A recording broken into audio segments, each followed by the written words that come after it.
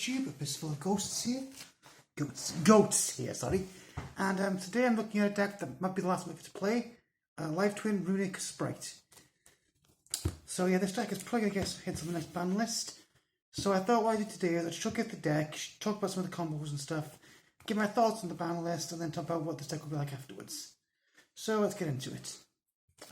The Live Twin package is still fairly common. It's triple Leela, 2 keys to kill, 1 key to kill Frost, and 1 treat, Live Twin Leela treat. So this is obviously your best one. It's because it gives you access to Frost, which is an extra card draw in the combo.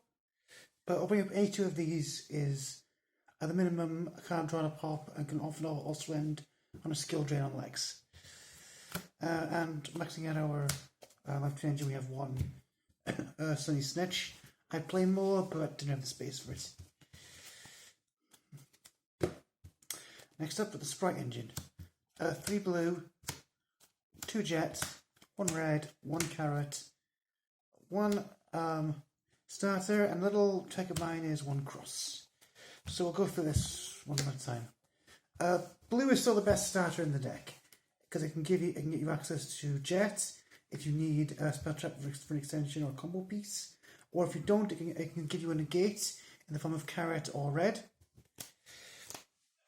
Personally, I'll talk about jet getting hit, but I think this should be the one going to 1. We'll talk about that later, a little later on. Speaking of which, I only played 2 jet because I'm only running 2 targets for it in this deck for space, and of course 1 of each of the negates.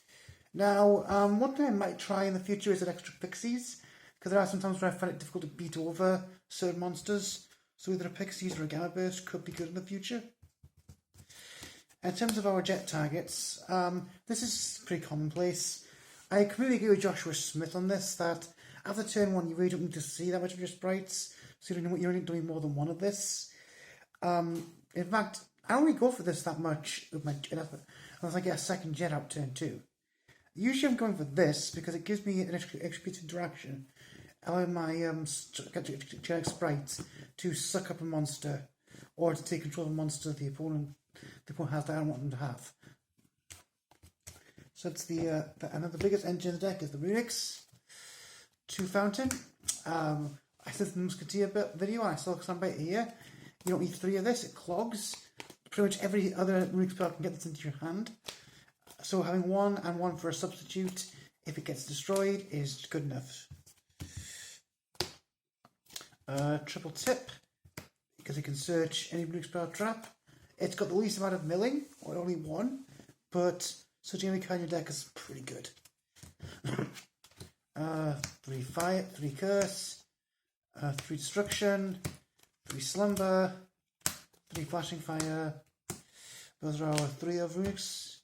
So flashing fire is our monster destruction, destroys a special monster and mills them for 2. This card's actually really good. It protects a monster from destruction, which means you can keep something like a gigantic sprite on board for an extra surge next turn, or it can protect your griffin if you've got the skill drain lock on. This is our biggest miller. It mills 4. It also destroys a spell trap on the opponent's field, so it can out floodgates. It can be used potentially in meta matches to make your opponent spend resources on the Runick that gets the field spell back into their hand. This is a effect negator. It's a veiler basically. Again, you use this to protect your combo once it's set up, and to ensure that your opponent can't break the skill drain lock. For the 1 of Runicks, 1 Smithing Storm, 1 Dispelling, 1 Droplet. Now usually these are just instant fusions for Hugin, but however, if you're going to grind with the Runick cards and milling is an option, these 2 here are pretty much some of your best for the milling. This one will mill them for 4 and make them draw 1, so that's 5 cards they've lost. And this one, if you've got a big board, can mill them for like 10. Now, to be honest, you don't tend to win by mill much, but I have done it a couple of times, so I think it is important to keep these in, as well as to have instant fusions for Hugin that you don't want to use for something else. And I guess, but for 1 non-engine card, I chose 2 Forbidden Droplets.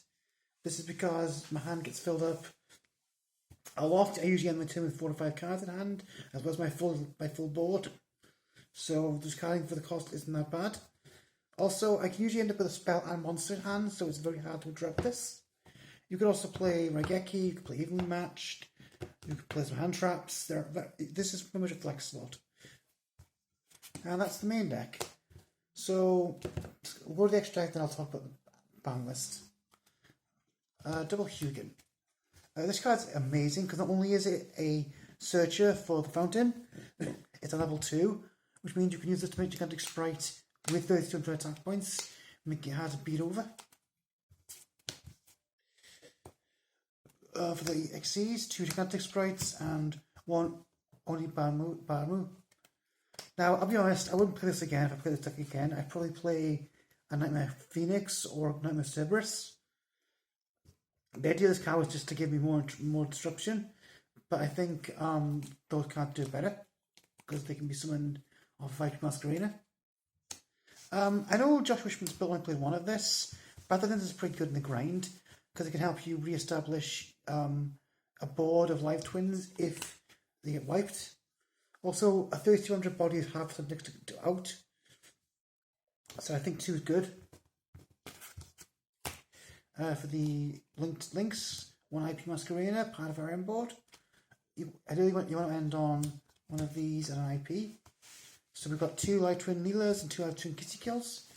Kissy Kill on summon from the grave, draws you a card, Leela pops a card, and they can revive each other. This gives you a ton of card advantage, ton of disruption, and they combo very well with Nightmare Griffin. So essentially what you want to do is you want to end up with one of each of these on the board, and then in your opponent's turn you can link off the one that's in the extra monster zone, usually Leela. You make Griffin, pointing like this, and you use this, bring Leela back. That gives you a pop and a skill drain on your opponent's turn. Outside of that, we have 2 other IP targets in case things go bad, that being Unicorn for a spin, and Avmax because it's hard to get over. And our final 2 the Link 4s, Boral Sword, and Trouble Sunny. The 2 big bosses of the deck. You make these going second, and they usually win you the game.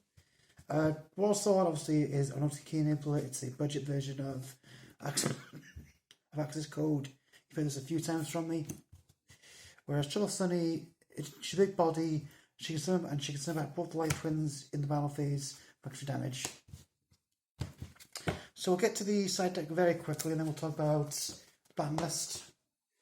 So yeah, deep barrier for things like 2 elements, Sword Soul, some sprite matches, etc. Plus I want one extra deck I want one side deck card for going first because all the rest for second. 3 evenly matches for Kashtira mostly, but just any deck like a big board. Some back row hate for Runick Mirrors, Labyrinth, and even Sword Soul to an extent. Hey, speaking about Kashtira hate, 3 control copies of Lava Golem. And we have 1 card from the newest set, 3 copies of Fallen of Agrius. So this is a level 2, it's great with the sprites. I'll read you what this does actually. If you've got a link, rank, or level 2 monster on the field, you can summon this card from your hand to either player side of the field. And you can do this once per turn. Neither player can activate the effects of link monsters that the card points to, so it's kind of like a Ibli-ish effect where you can shut down a link on the opponent's field, like say Appaloosa or an opposing Nightmare Griffin lock, for example. Also, you can target 1 XC monster on the field and basically get rid of its materials. So this is going to be really good in the acclaimed format against like early. So this can be good to prevent them from drawing those 6 cards. I think the cards are a really good addition to the Sprite deck. And also this might give me some hope that Sprite's not going to get too badly hit on the next list. Speaking of which, let's talk about the ban list in this deck. So with the new ban list coming in, there are 3 cards there are possibly 4 cards that are on the chopping block.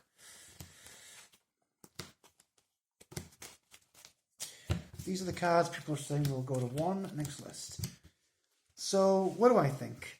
I think this is okay, so I think Runick Fountain will definitely go to 1. it means the Runick deck is still playable, but it's not as obnoxious. It's the best way for Connor to hit the deck without killing it, I think. So that one, yeah, I see going to 1.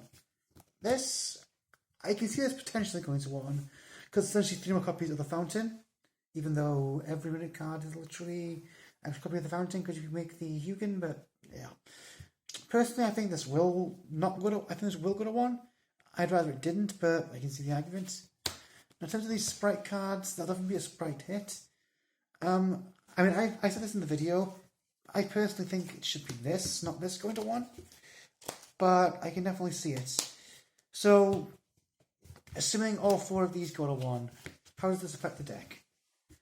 Well, the Runick part of the deck is a bit hit because, as Farfa pointed out, 1 Cosmic Cyclone on this, and your engine is a lot weaker. But saying that, after the deck becomes unplayable in this scenario, I mean, putting this to 1 doesn't affect the deck at all when we play one of it. This one going to 1, it's a bit of a hit, but as long as blue's still at 3, we only really need to see it the first turn, so I don't think it's a big hit for this particular build. I think it'll be a big hit for pure builds, and your Runick Spright build without the Life Twin engine. But this particular build, I think it's fine. So really, the only thing that we should be worried about as Sprite players, if you play this kind of deck, is these 2 being hit. Now, I also think that this could get hit, because it's a bit annoying to play against. Which I don't think I would like that, because it's my only go first side deck card, but I can definitely see it. But to be honest, I don't think Konami will hit this, only because it's a band-aid solution to anything they bring out. Like, it's a cheap way for them to give players interaction against certain decks, so I think this card will not get hit. If I think will get hit, I think the boss Night Hacker will get banned, definitely. I think Cyberstein might get hit because no one likes playing against lockouts like that. And possibly Brand's Blast or the Game Puppet. So that's my prediction for the ban list, my thoughts on how the ban list will affect this deck in particular, and my deck profile. Thank you guys for watching. I will see you in the next one.